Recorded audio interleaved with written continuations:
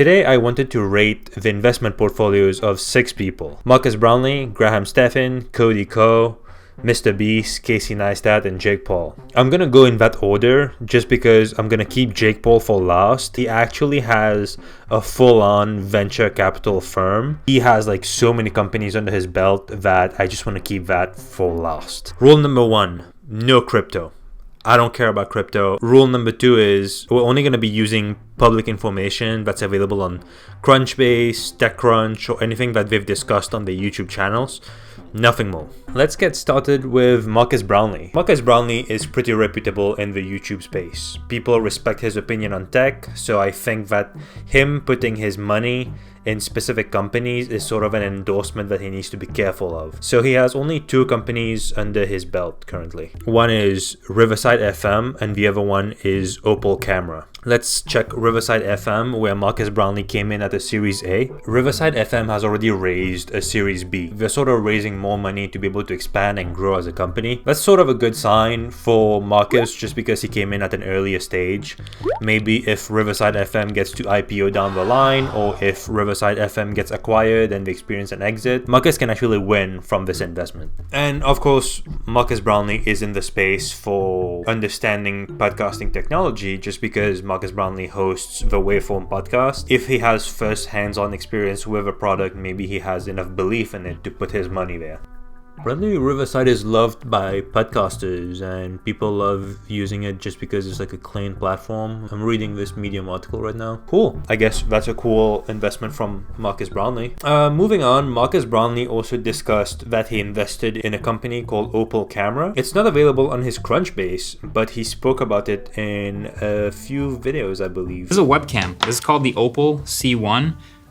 Disclaimer, I'm an investor in this company and I've been checking this out for a little while now. From what I can tell, even though the webcam is $300, I'm not sure who's willing to be paying $300 for a webcam, but the YouTube tech scene is pretty excited about Opal Camera. If you look up Opal Camera, there's like so many reviews.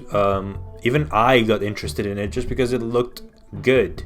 It's just that it's $300 and I don't have $300 to be using just to be able to take a Zoom call, you know? Seeing the hype behind Opal Camera, it's sort of like them maybe releasing an expensive first generation product and then over time being able to sell better quality products at a cheaper price. So to me, that's also a win for Marques Brownlee if he was able to come in as an angel investor or come in at the seed stage in this startup. One thing that really makes me think too is I have so many questions about these YouTubers. Like, how do they meet these founders? How do they choose what technology they're interested in? And how do these things come in their radar and they choose, okay, this is what I want to invest my money in? Rating Marques Brownlee's portfolio, Marques has invested in a podcasting platform and a HD web camera. Both of them seem to be really promising companies, and Marques came in at a really early stage of both companies.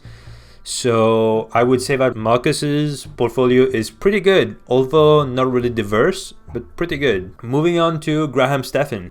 Stephan's portfolio is really interesting because he has sort of doubled down on 2 creator-focused startups: Carrot Financial and Creative Juice. When I was doing my research on Carrot Financial and Creative Juice, they're sort of similar companies in what they're offering. They're both fintech companies in the creator space. Stephan came in on Carrot Financial at the Series A, which was their last stage of funding. Since Stephan came in at the Series A and the company's last funding round was at the Series A, just gonna give it like a okay, cool. We don't really know whether this company is growing or what's happening. However, I do follow the founder of Carrot Financial on LinkedIn, and I do know that the founder is interacting with a lot more creators on YouTube, on Twitch, and talking to a lot more people, having more conversations with creators. So maybe Carrot Financial could be the next big win, but we just don't know yet. So it's hard to really give that a rating. However, Creative Juice is when Graham came in at the seed stage. Now, I believe that Stephan, along with Mr. Beast, came into Creative Juice's seed round with Night Media. It was the company that represented them back in the day, but I don't think Night Media represents Stephan anymore. Yeah, Creative Juice is already valued between $75 million to $1 million after their Series A. So for Stephan and Mr. Beast to have been into the Creative Juice seed stage funding round is a big win for them. But checking out Creative Juice, it's sort of the same as Carrot Financial from my perspective, where they provide personalized funding, business tools. Yeah, so expense categorizer, contracted pay, maximize your earnings and minimize your taxes with creator-minded CPA.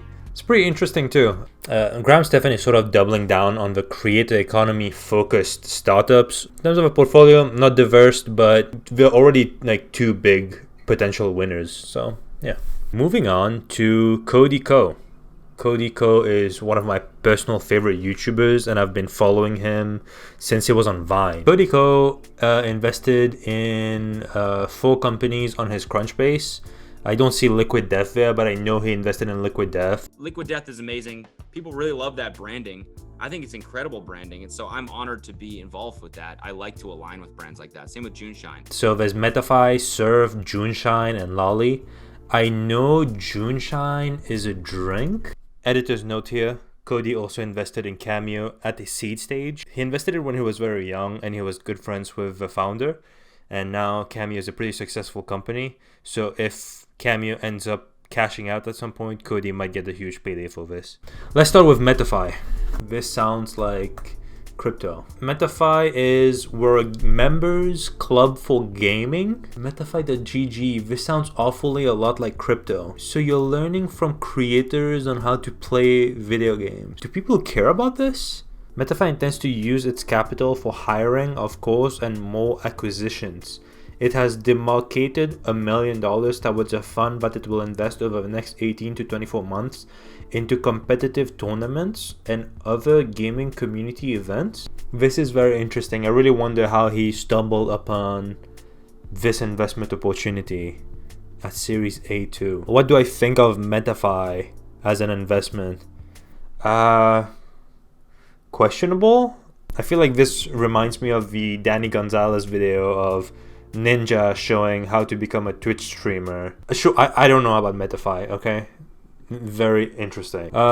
Surf. Okay, Surf is sort of like Honey 2.0, but they are privacy first. I guess Cody Ko will stop doing these Honey extension deals. Don't think so. I personally have never been able to save that much money with using Honey or using any Honey alternative, so I don't know. Maybe people enjoy this, or maybe the whole like brand ambassador campaign works. So Cody Ko came in for Surf at the seed round. Surf is still at the seed stage, so Cody Ko is at the base level right now. There's like a few of these companies now, and Honey sort of like dominant player in the whole browser extension game. I mean, it's a chance that could work if Surf ends up exploding, but I don't know whether people are actually benefiting from these browser extensions to begin with. Let's check out JuneShine. JuneShine is hard kombucha. Are you old enough to ride this wave? Cody Ko came in at the Series A. Is JuneShine available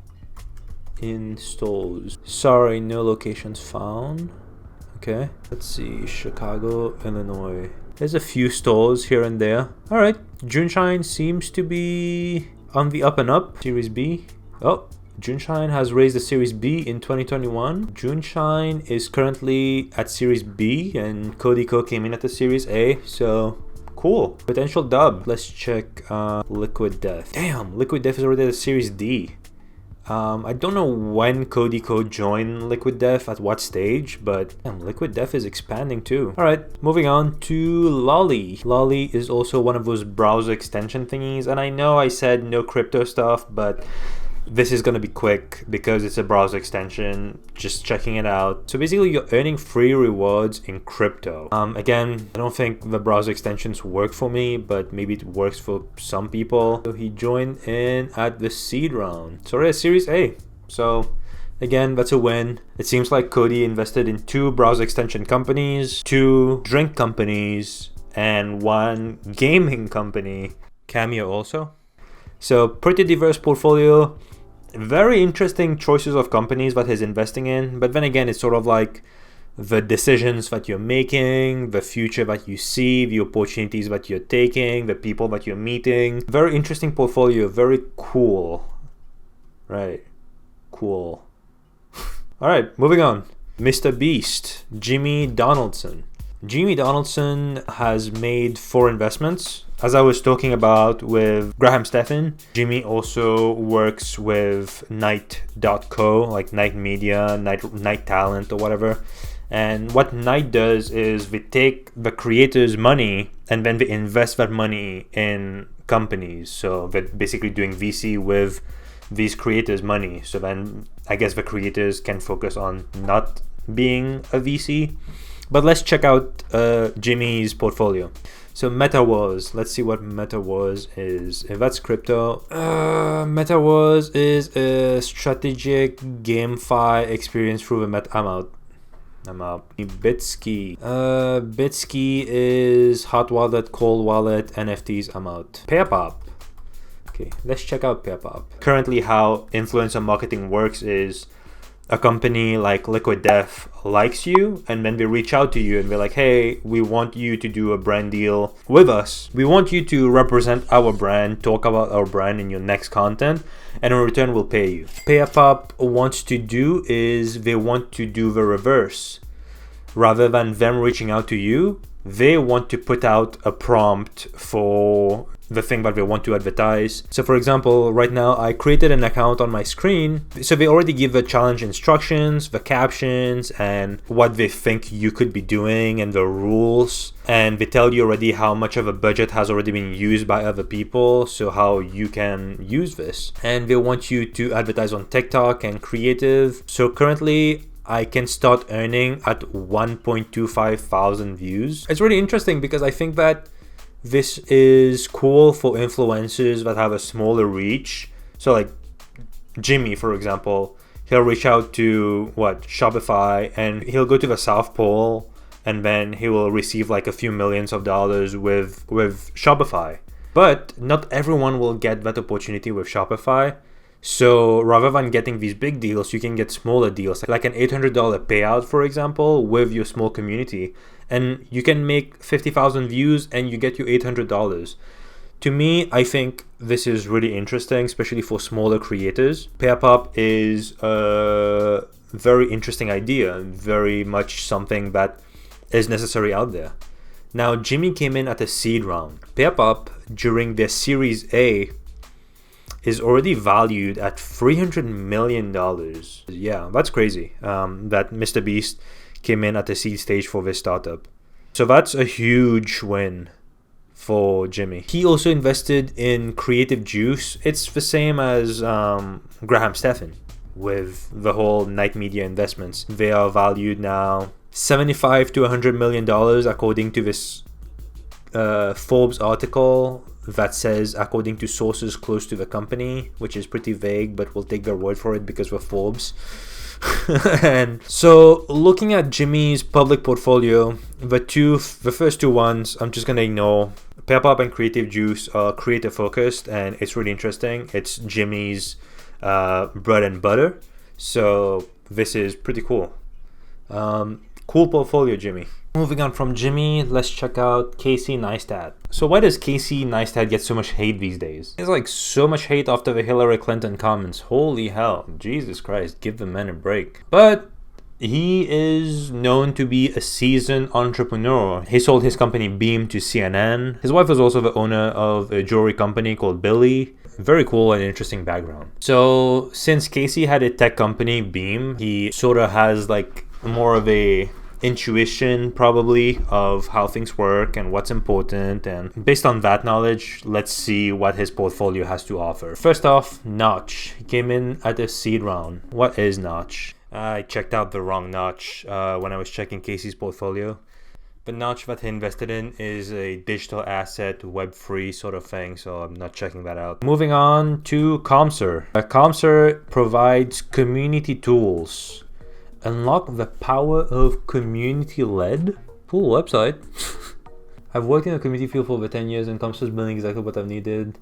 It just didn't exist before. Okay, what is it?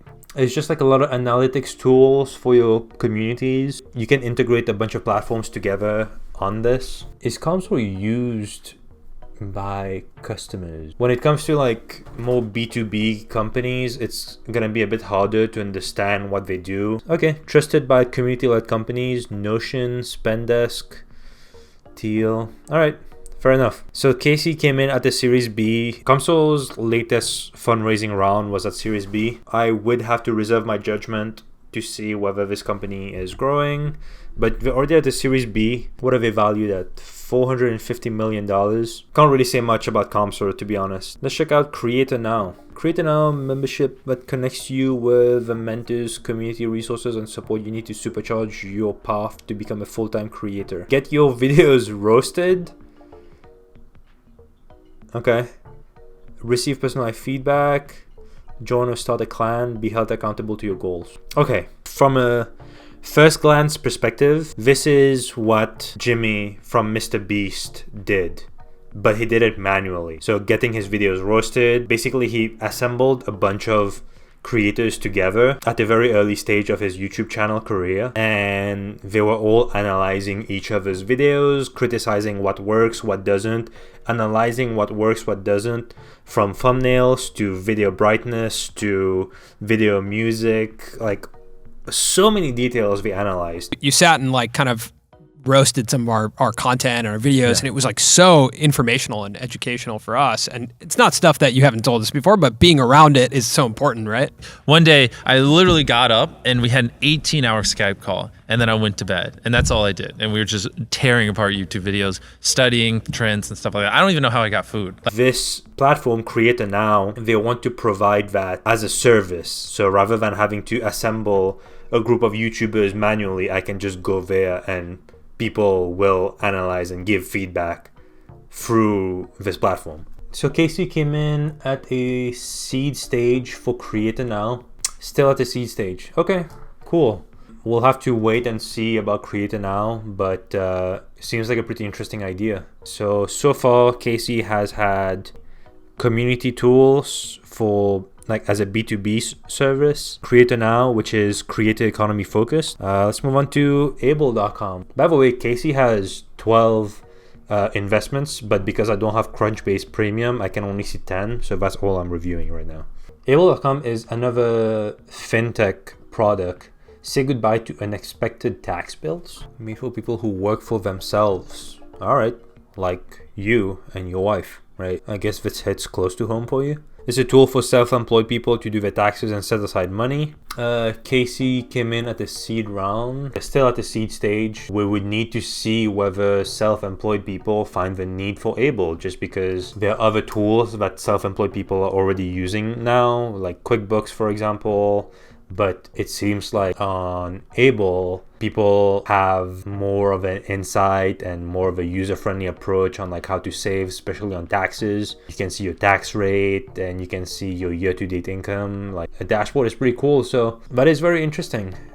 But I can't say much in terms of an investment into a company, whether this is a good investment or not just yet. Let's check out the next investment, magic.dev. I also checked out the wrong magic. I said magic.dev, but Casey actually invested in magic.link, which is a web-free, powerful SDK thingy. I don't know what that means. I don't care to know. I'm not checking that out. Casey also came in at a Series A on Riverside FM. So Casey also invested alongside Marques Brownlee in Riverside FM. And as I said, Riverside is currently at the Series B. Pretty cool as well. Casey also invested in Lolly, which we saw under Cody Ko's portfolio, the Honey extension, but you get crypto in return. He came in at the seed round and Lolly raised Series A, so potential big winner if this works out. Next, Casey invested in Descript. Descript is a tool that I've used myself in the past, although I couldn't quite figure out how Descript worked. So Descript is an all-in-one video and podcast editing platform. Creators like Colin and Samir even have recommended it recently. So I know that a lot of people use it. It's very user-friendly when it comes to doing subtitles, so editing a video by cutting the text so the video cuts itself. Pretty interesting concept. So Casey came in at a Series B, and OpenAI already led a Series C for Descript. The all-new Descript buy by OpenAI startup fund. Yeah, so then you remove the ums. I need that. I need to remove the ums all the time. I spend hours removing ums. Yeah, Descript is overall a really good product. The first time I saw Descript, I saw one of my friends editing their videos on Descript. I was blown away. I thought it wasn't real. I thought it was like one of those Figma concepts that was being demoed. So Descript is a huge win in my books, personally. Let's see, can I get Descript right now? Can I get it for free? I don't want to pay for it. If I use it for free, I get 1 hour per month for transcription. You can remove my ums and uhs. All right. Casey also invested in Nothing. Nothing, the company that makes earbuds and stuff. That company, the company that makes like really good looking phones, good looking earphones. So Casey came in at the seed stage for that. And all right, Nothing is still doing private fundraisers. Nothing public so far. Cool. Nothing is a really interesting product just because we are building really good quality hardware and we are really listening to the feedback they're getting, which is sort of different from other Android makers like Samsung, who will literally put ads on your phone unwarranted, and Crazy OS as well. Nothing wants to be a bit different than that from what I know, but we are competing in a very tough landscape that Samsung and Apple dominates in now. I mean, it's a cool investment and I hope it works out for Nothing, but we have seen phone companies fall time and time again, so I don't know whether this would be a good investment. It's just one of those investments that if it works out could be a huge payout for Casey, but if it doesn't work out, it wouldn't be unexpected. All right, let's check out the next startup, Stir.xyz. Stir.xyz, I was doing some research on the company and I was like, is this FigJam? But you added AI onto FigJam? If you don't know what FigJam is, it's just basically a storyboarding tool with your team so that you can just place things together and discuss ideas while collaborating. Part of Figma. They have 4 things. One is Studio, a creative Canva powered by AI. So you put things there and then AI will come in and populate your screen. Oh, gotcha. So it's like you type something and then it populates your screen, your storyboard. It's still in beta. We also have Splits, which gives a 404 error page. All right. We have Lens, mag.xyz, create stories that inspire, inform, and entertain. Don't know how they would be making money from that. So why would Casey invest in this? Why? This seems like one of those things where you invest in your friend's project. Okay, well, that was Casey's portfolio. Casey so far has had one of the more extensive portfolios compared to other people, but we have yet to explore Jake Paul's portfolio. In terms of Casey's portfolio, he invested in Notch, Comsor, which is community-led tools, Creator Now, which is basically film school but reimagined for YouTube, Able.com, which is fintech tools for self-employed people, Magic, Riverside FM for podcasting, Lolly, browser extension, Descript, creator tools, Nothing, hardware phone company. Stir.xyz is just abstract to me. Very diverse portfolio, the most diverse by far. So I think Casey has like a pretty cool portfolio.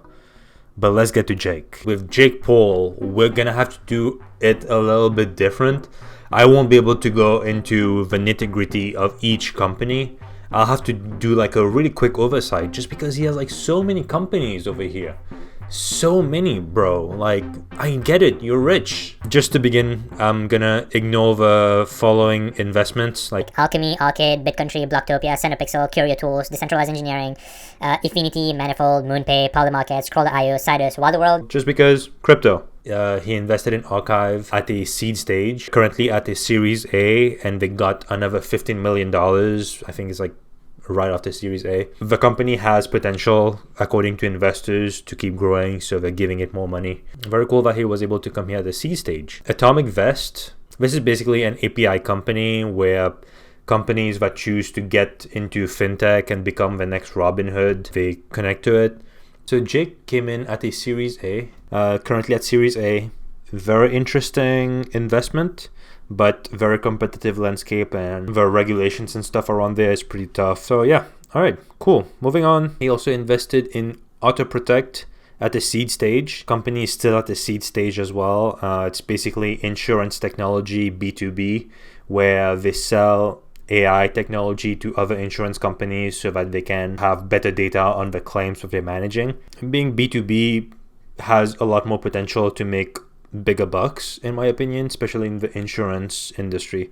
So definitely could be explosive. Bespoke Financial. Bespoke Financial is like really interesting to me because Bespoke Financial wants to be the Stripe of cannabis industry. Because if you look at Stripe and you say Stripe Cannabis, for example, Stripe doesn't allow businesses that trade cannabis or CBD. Under prohibited and restricted businesses, Stripe doesn't want any marijuana related products. So Bespoke Financial wants to come in and be the Stripe of the cannabis industry. Yeah, I did some research, and there's like an article on TechCrunch that interviewed the founder, and overall it's a really interesting idea, and I think that this could be a huge win, although there's a lot of regulations to overcome before they're able to be successful. Boost. Yes, we're a cool startup. No, we just didn't appear overnight. For the past 40 years, e-commerce has stayed relatively the same and has failed to adapt to the behavior of modern consumer. That is not a accurate statement. What the hell? Building the new barcode. Is this crypto? Coming soon. A Hello Boost. I don't really care about Boost. Channel Meter. So Jake invested at the seed stage on Channel Meter. Channel Meter has already processed 500 million plus payments so far and worked with more than 900,000 creators. Maybe they're trying to build other tools. Pretty interesting. Okay, you know what? From here on, I just want to point out some of the companies and what level Jake came in at. Chronosphere, he came in at the seed stage. Chronosphere has raised Series C at $1.6 billion. Cometeer Coffee, Jake came in at Series B. Cometeer is like something that I've been seeing a lot on social media lately. Maybe they're doing a lot of big moves to expand and become bigger. Not sure if the product is good though. Factored Quality just does quality control. So they provide quality control software and managed services so that people can go inspect production companies. So for example, if you're making sunglasses, you can hire Factored Quality to go to your company and do quality control check and make sure that you're using the proper procedures. He invested at the seed stage and it's still at the seed stage, but Jake has also been doing merch for a really long time. If you remember the whole Buy My Merch music video. Jake Paul also owns Fanjoy, so he sort of knows about the merch industry, so maybe that's right along his alley as something that they probably needed. So cool investment. Flexbase is another fintech company, but for construction workers, and he invested at seed stage. Flexbase is still at the seed stage. All right. Flexbase has customers and they're already working pretty well. They provide 60 days of financing to people in the construction business, and I think this is like a highly specialized solution, which is why you need that solution, because that company will understand the niche that they're targeting, which is pretty cool to me. So I think Flexbase is also a potential winner. He also invested in HVMN Human, where they make Ketone IQ. Came in at a seed stage, and when I checked their website, I saw Andrew Huberman's face, and I said, all right, win. Humanoid Labs, that company, Humanoid Labs, is not yet out, but he did invest in it at the seed stage as well. It's skinware. apparently. Maybe that's like one of his friend investments, not sure. HYP, social bidding platforms for exclusive releases. This is some hypebeast thing. This one I'm pretty skeptical about, honestly. Seeing like all these other hypebeast companies like Whatnot come in and providing a different value compared to what HYP is providing. But people have been buying from HYP as well to get exclusive releases. So maybe there is something to it, but I don't know. Anyway, when it comes to the hypebeast market, I feel like there's always money circulating anyway. So maybe there's something that I'm not seeing. Jasco Games, it's like My Hero Academia trading cards. This is the same as like Cody Ko's investment in MetaFi, where I just don't understand where they're coming from, but maybe it will work out. Osmine, which is telepsychiatry and virtual care tools, and it's like HIPAA approved. Jake did come in at the Series B, which was their final round. Cool for your portfolio, I suppose. Moving on, quick. Pack Digital, which is a headless e-commerce platform. I think that's sort of in line with Jake Paul's like experience in e-commerce, potentially. But yeah, cool investment. I don't quite understand the appeal behind this, but maybe there is a specific problem that they're solving, but I don't know. Pearpop, we already explored Pearpop before. Very cool that he also came in at Series A. Popchew is interesting to me that he invested in Popchew because if you've watched Eddie Burbach's video on virtual dining concepts, the company that basically creates like Mr. Beast's Beast Burgers and then all these ghost kitchens across the USA. Popchew is also doing that, but with other influencers. They're trying to be a competition to virtual dining concepts. The influencers that I see Popchew use is like Zeus. And to me, I just don't know whether Popchew doesn't have enough funding or what, but I don't really know whether Zeus has like that big of attraction for people to feel enticed to eat Zeus's wings compared to another creator's wings or just regular wings from a regular place. I don't know whether this is something sustainable. So I don't know about Popchew in the portfolio. Ramp. The fact that Jake Paul was able to get into Ramp at the seed stage is insane to me. Ramp, I don't know if they're going to IPO soon. He came in at the seed stage, and Ramp in 2021 had an $8.1 billion valuation. They already raised $1.4 billion. Once this company IPOs, Jake is going to have a huge payday. That's insane. Simple Bet, sports micro betting data refinery, came in at Series C, okay, which is their last fundraising round. Synthesis School, the anti-fund, Jake's fund, they invested at Series A. I think Synthesis might still be at Series A. They're raising money through unknown raising rounds. So Synthesis School, basically what they do is they use LLMs like ChatGPT to be able to teach kids topics. And I think that like learning with LLMs is like really crazy. I've learned Python with ChatGPT. It's insanely cool to learn with a model that can act like an expert right next to you, available at all times, that won't be annoyed with you. So I think Synthesis Tutor is pretty cool too. Last thing I'm going to cover from Jake Paul's portfolio is Tales, which is an interactive way of distributing stories on mobile. It's like a comic book, but it's interactive and it moves along your screen.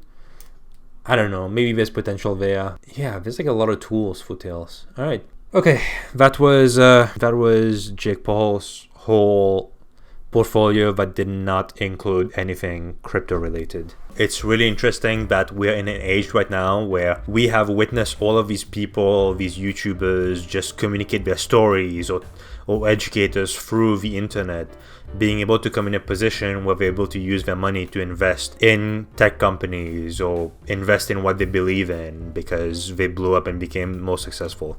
Let me know whose portfolio you enjoyed the most out of all these people. And let me know probably which company you enjoyed out of all these companies that we looked at. All right.